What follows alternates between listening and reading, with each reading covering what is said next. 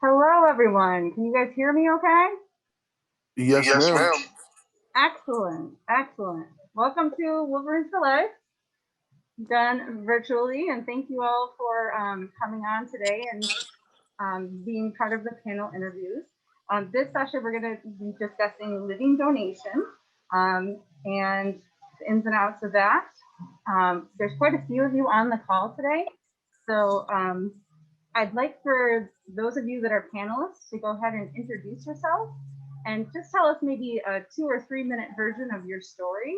And then after we've met all of you all, then we'll ask a few specific questions. Can we start first with Cheryl? Hi, I'm Cheryl. I live in Grand Rapids. I was a non-directed kidney donor in August of 2018. I had never really thought about being a kidney donor before, but a woman in our church needed a kidney, and I received a letter that said, would you consider being tested? So I thought, sure, I could do that. It turns out that I was not a match for her, but the nurse said, you are a match for someone. There is a great need. Would you like to continue? So I thought, well, I'll just do the next thing and see what happens. And as it turns out, the twist in my story is as I went through the testing, they found a cancerous tumor in my kidney. I went to U of M. They were able to take the kidney, remove the tumor, and use the kidney as a donation. So I have had no negative impact on my life. It's been a great joy to be able to do that kind of service. Wow. Well, thank you, Cheryl, for sharing your story. Next, can we have Jonathan Rivera, please? Hello. Hi. Hi. Hi. Just making sure you guys heard me. But all right. So my name is Jonathan Rivera. I live in Pawtucket, Rhode Island. I donated my stem cells to my little brother, who's actually, I believe, is going to be speaking on your panel today. Oh, okay. Yeah. So the journey started. My little brother had sickle cell anemia, which was a lifelong fight. It's almost thank the Lord. It never took his life. It almost came close a few times, and within the last 2 years, my little brother's health was deteriorating due to his fight with sickle cell. He had a stroke. It's just a whole bunch of things, in a short amount of time. And then through the Be the Match program and organization, we started a campaign to find a bone marrow donor for my little brother. And when it was all said and done, we was able to generate like literally like thousands of entries for people to be donors. And I couldn't thank the community enough. We did a lot of campaigns, through social media and just going, just locally and here in Rhode Island. My brother was on the news as well locally, just trying to find, him a donor.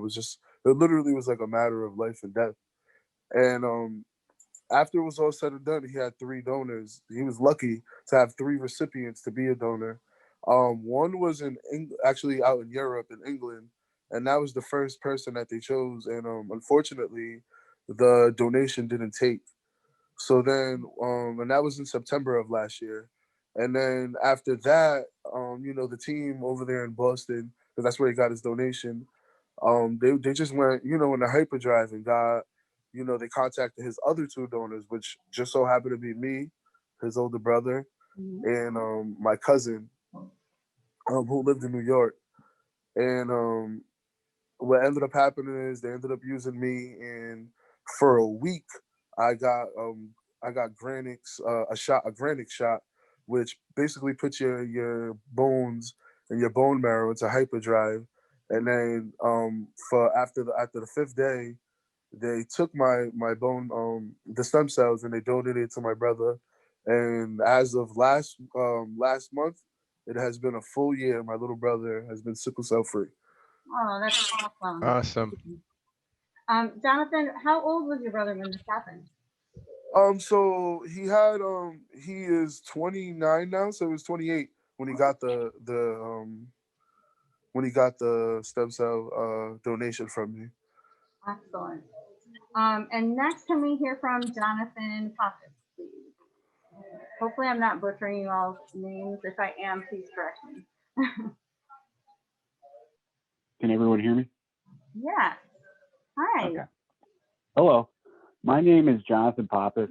I donated 70% of my liver to my dad in November of 2018. My dad was enduring some unusual symptoms for a couple of years and was diagnosed with PSC, that's primary sclerosing cholangitis, in early 2018. At that point, well, he was at U of M, and he was informed that he would basically need a new liver within a year to live. So in between that time and the summer, I got tested to become a donor and found out that I was a perfect match. And our surgery was scheduled for November, and he actually had 2 donors come in that time, and they turned out not to be a match. So our story almost didn't happen, but I was able to do that surgery, and today he is doing great. If you look at it, you wouldn't be able to tell that anything ever happened to him. And I myself am doing very well too. So I'm just so happy that everything worked out the way it did. Excellent, excellent. Thank you, Jonathan, for sharing that. And you know what? We hear a lot about living donors that have donated their kidney. We don't hear as much about the liver, so it's really nice of you to come share your story today, so that people can know about those kind of things. Emily, can you go next for us, please? Hi. So I also donated part of my liver to my father. Our story is, just as everybody else's, I guess, a little bit unique. People often ask me like what my motivation for donating was. And you think about that, and that's just such a difficult question because I could go on forever about your motivation when you see somebody that you love, and you see their health declining, and you see knowing that without doing something, but they won't be here with you very much longer. So as I watched my dad's health decline, I kind of had that little breaking point where it was like we knew that something had to happen. And I brought up living donation to my dad, and it was something that he was adamantly against in the beginning. Even though he knew he really needed a transplant, he could only think about me and not about himself. And it was very scary to him. And at one point, he even told me, his doctor said he's not a candidate for anything like that. He just needs to wait on the donor list. And so we waited. And then there was kind of that point where it was like a breaking point for me, where I saw my dad's health declining so much, and we didn't have the same man that we had had before. And honestly, my dad taught me so much growing up and gave up so much for us that when I look at that and think about why I would do something like that, it's because of him. It's because he taught me that giving was a way of life. Like that's the way you should live. And at some point, my dad knew that he really needed the transplant, and we were able to talk to some other people and kind of ease some of his fears. And we ended up going through with the process of seeing if I could even donate. So from that point, we went through the process, and that's obviously a very nerve-wracking process when there's somebody that you love that you want to help. So kind of going through all of that was scary for me, in both ways, because you know that doing something is somewhat scary. However, doing nothing is also very, very scary. So we went through the process and found out that I was a match, and that we could do it. And so, we just kind of went through, and I went through and looking at everything I could and trying to find out all the information I could. And then we kind of had our surgery, and everything worked out very well. My dad now went from being somebody that could barely walk a few steps to being out golfing and doing all the things that he loved before, which is amazing to me. Great. Yeah, it's amazing. And it's amazing what the doctors at U of M were able to do for him. So very happy. I was able to go back to my full-time job after a while, and have really no I have no regrets at all. Excellent. Well, thank you so much for sharing your story about donating to your dad. Really appreciate it. Last but certainly not least, Jeff, can you share your story today with us? Sure. Can everybody hear me? Yes. Awesome. So my name is Jeff Lewis. I am a kidney donor. I donated to my sister. It'll be 20 years ago, December 14th.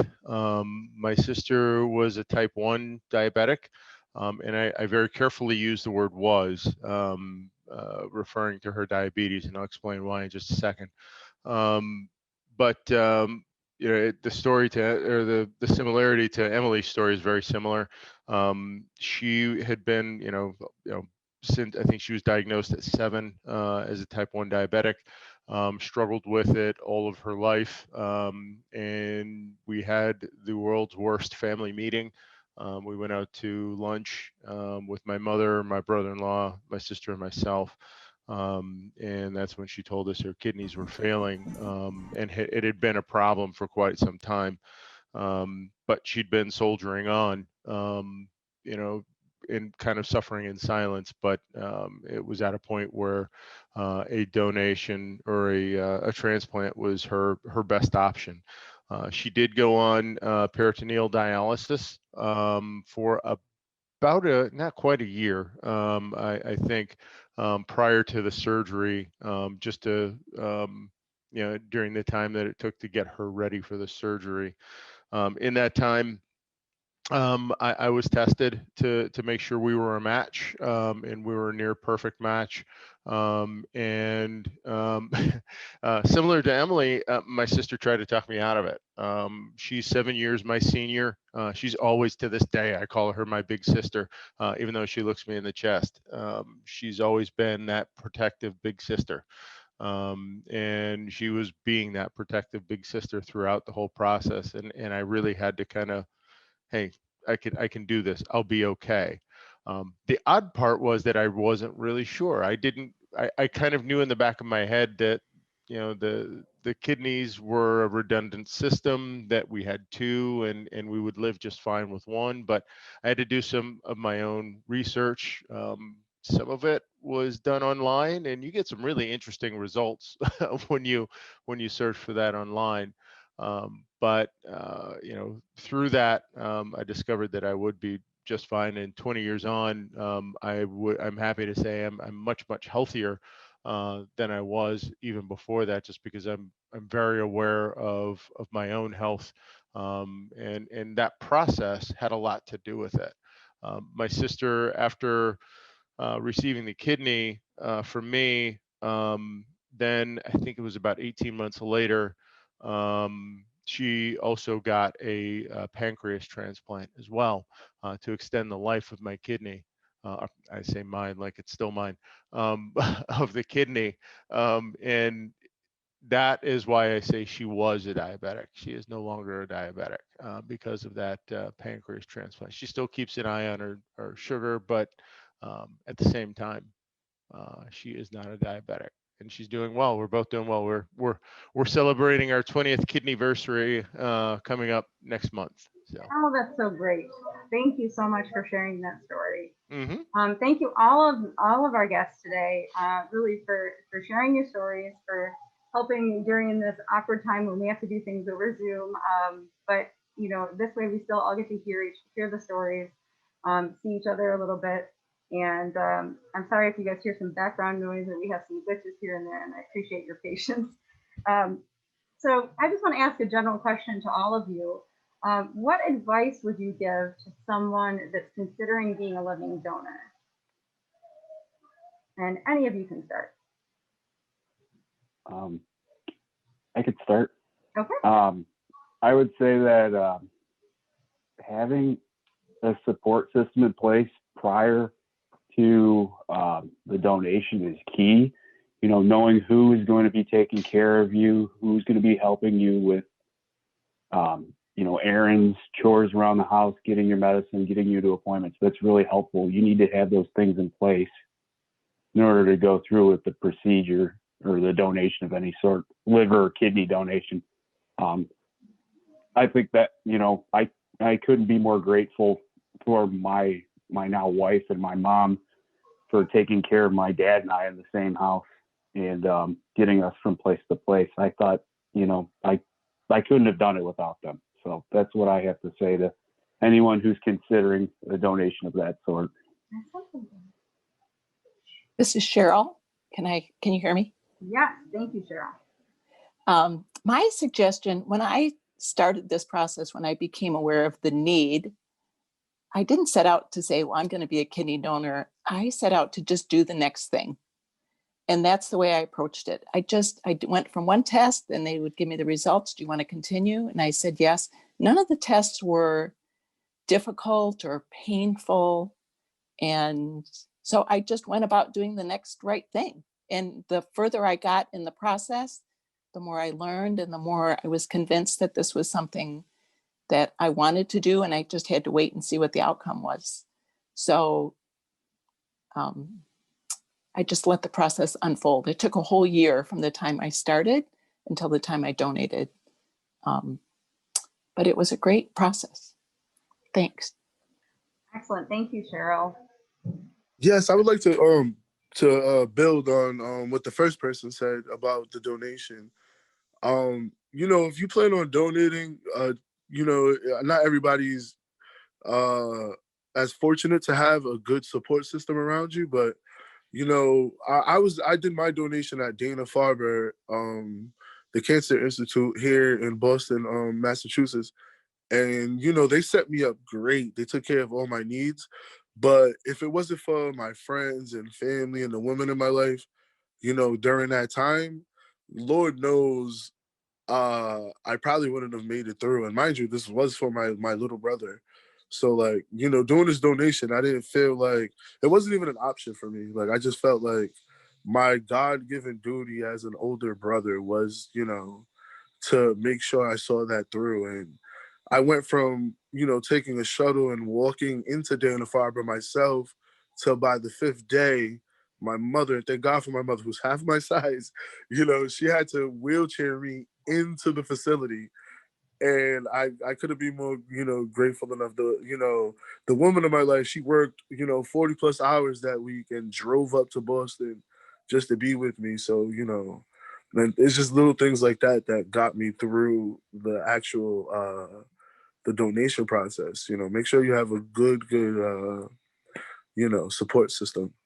Jonathan, I'm really glad you brought that up because that's a great segue to talk about some of our future segments later today. At 10:30, we are going to be talking about caregiving for transplant recipients. So we're going to talk a little bit about all the people that have supported people with the various transplants. So yeah, if you guys want to tune in a little bit later for that. Yes, ma'am. Yep. And let's see, does anyone else want to go with your advice for someone that's considering living donation?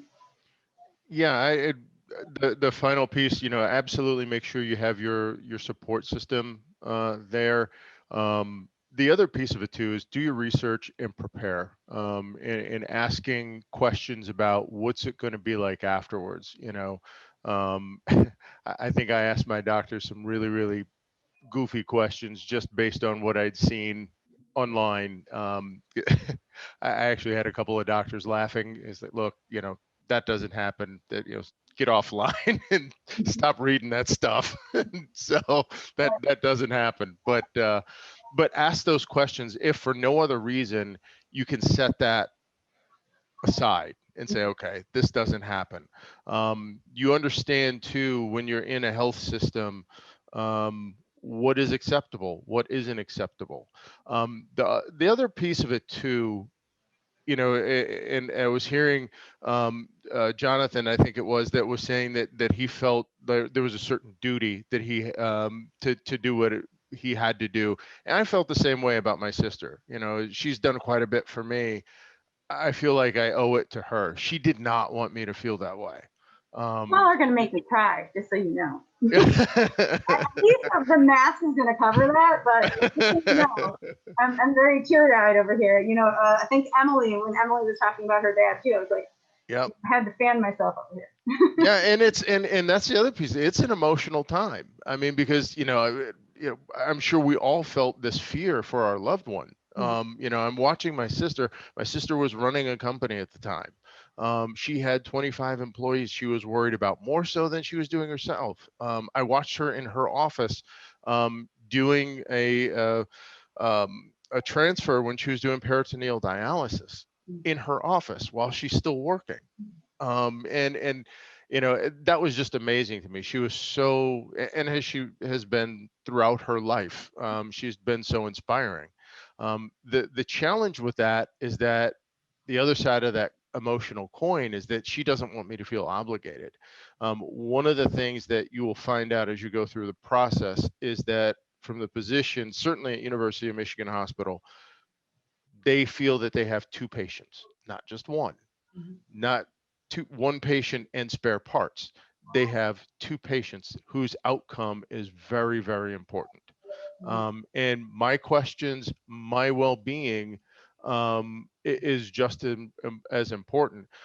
The final step for me before the donation, I can't remember if it was like the week before or the day before the surgery. I can't remember what it was.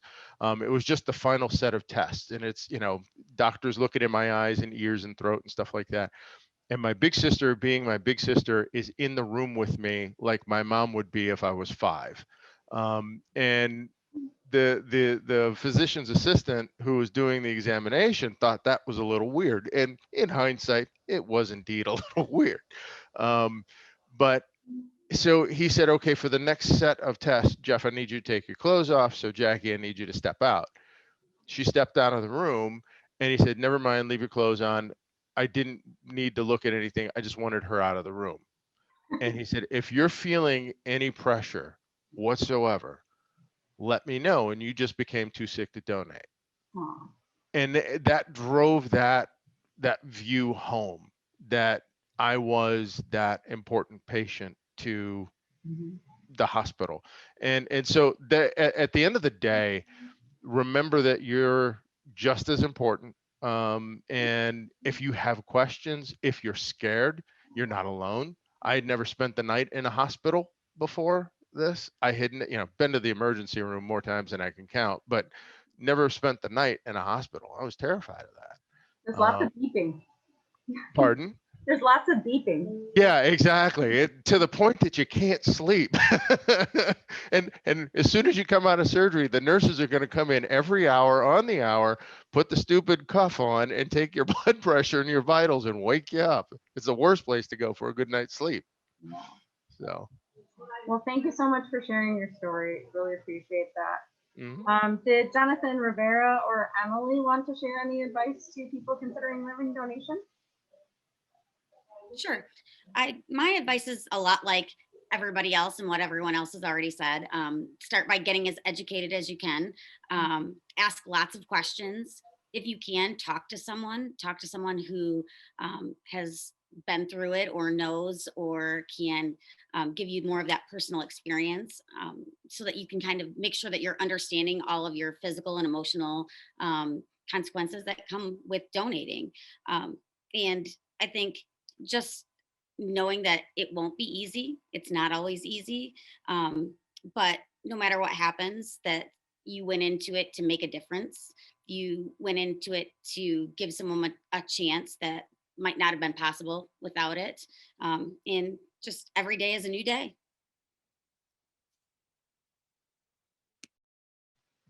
Excellent. Thank you, Emily. And then Jonathan, Rivera, did you want to share any advice?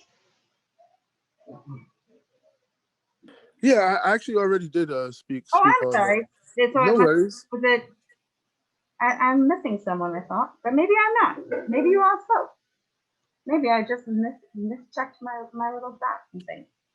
Well, we're gonna be wrapping up here in the next 4 or 5 minutes.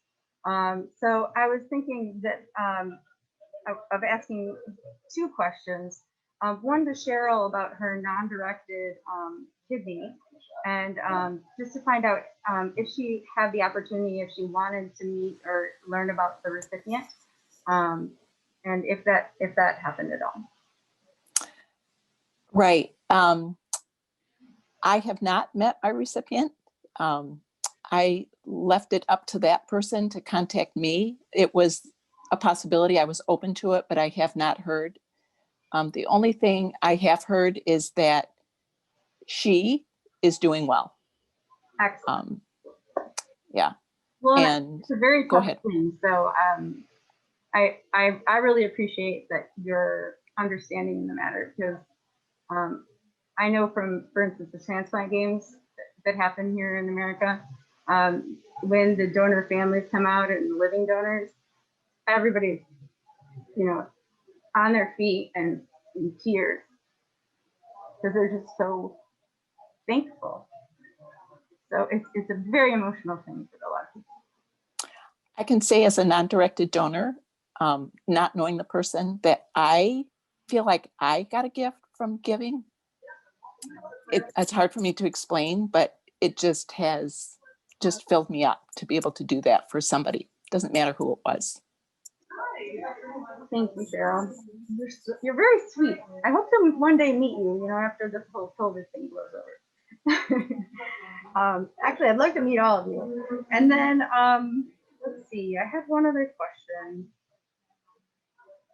Oh, Jonathan Rivera, the stem cells that you donated, can you tell us how they did that? Because I've heard different things, and I think a lot of people have heard different things about, you know, donating stem cells or donating bone marrow. Can you tell us just a little bit about that experience to help dispel any myths? So my process for my donation, so like I said, I'm from Rhode Island, so the Be the Match organization in Dana-Farber, they put me up in a hotel for the week. I drove up Sunday, and Monday morning, 8 a.m., I'm on a shuttle to Dana-Farber to get my Granix injection. And what, from my understanding of the way it was explained to me, Granix is an injection that puts your bone marrow into hyperdrive to producing white blood cells and, you know, all the stem cells that are needed for the donation. And this happens from Monday to Thursday. And like I said, it was a very super painful experience for me. All like anything that you could feel hurts. Literally opening your eyes, you have a sensitivity to the sun. As soon as you wake up to a migraine headache that's just there waiting for you. Um, Eating was awful. Like I was so nauseous. Every major bone, like big bone on my body hurt because of you know, all them extra white blood cells that were in my body. And then Friday is the day where they collect all your stem cells. And through that, I was placed on an IV at the Dana-Farber Institute. And I was placed on two IVs. One that would take out the blood for me. And it would my blood would go into a machine and they would take, you know, what they needed. And then the other IV, you know, would return the blood for me. So for quite some time, I want to say my donation ended up being like 3 or 4 hours. It was supposed to be longer, but it was, you know, thank God it was quicker. You know, you're sitting there pretty much like the only visual I could give you is like being like nailed to a cross almost. Like, you know, your arms are out, you have both IVs there taking, you know, like taking and giving what they needed from you and whatnot. And then it sounds like the prep process was more painful than the actual procedure. Am I hearing that correctly? Yes, I will say this, the you know, the Monday all the way up to Friday, you know, for me that was both a physical journey, a spiritual journey. You know, there was days where, you know, and I stood strong for my family, but there was days they don't know. Like I'm waking up and I'm just breaking down. It was tough. You know, you're literally waking up and your whole world is upside down. Like everything hurts. Like I'm talking 20 out of 10 pain from the second you wake up, and then you have to get up and, you know, take a shuttle, go to the hospital, and, you know, do, you know, complete the task and the reason I was out there for. And I can't lie to you, if it wasn't for my little brother, I don't know if I would have had like the strength to make it through. It was that bad, honestly. I wouldn't not recommend the process. You know, if you have the opportunity to save a life, I would do that 10 times over. And, you know, for anybody, if I had the opportunity to. Well, and I appreciate your honesty too. And I think the donation process is a little bit different for everyone as well. Because I've heard some other stories where it didn't sound quite as painful. But I appreciate your honesty and your strength to get through all that for your brother. So thank you so much for sharing your story and Yes, ma'am. telling us honestly, because and I think most of you have kind of touched upon that it's really important for everybody to get information and honest information, so they're fully aware before they donate. So yeah, I think that's great. Does anyone have any last pieces to add other than signing up on the Be the Match registry at join.bethematch.org/GoBlue2020? And then joining the organ donor registry at golm.org/go/WFL. Anybody want to say any last words? Yes. Spread awareness. For whatever your reason was to donate, advocate and spread awareness. Just educate. There's a whole world out there that might not know what your recipient is suffering from, or that it exists. You know, like a lot of people don't even know what sickle cell anemia is or was prior to us doing our campaign. But yet my little brother, you know, has been suffering from that disease his entire life. And some people don't even know that it exists.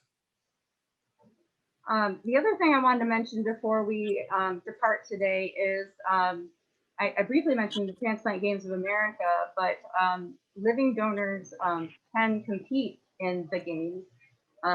You're in a whole different category with the tissue recipients and the cornea recipients, it's an amazing experience. I'm sure a lot of you through your journeys have gotten to meet others in the donation community, and just imagine when there's 6,000-7,000, maybe more of us all together.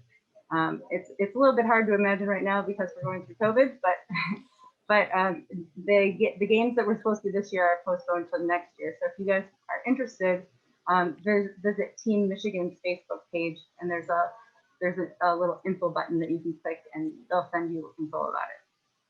Well, it's really, really cool. And if you guys have questions, because we're a little over time, which I'm sure everyone is understanding about, but if you have any other questions about Team Michigan, I can talk with you after. Yes, I'm interested. Please email me. Okay.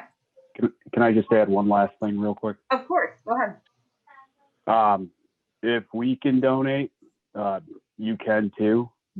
There's so many people waiting on lists to receive organs, and everyone who's considering to be a donor, you can make a difference in someone else's life directly. Please consider spreading awareness, like Jonathan said. You can make a difference in so many lives. Indeed, it's amazing the trickle effect that happens.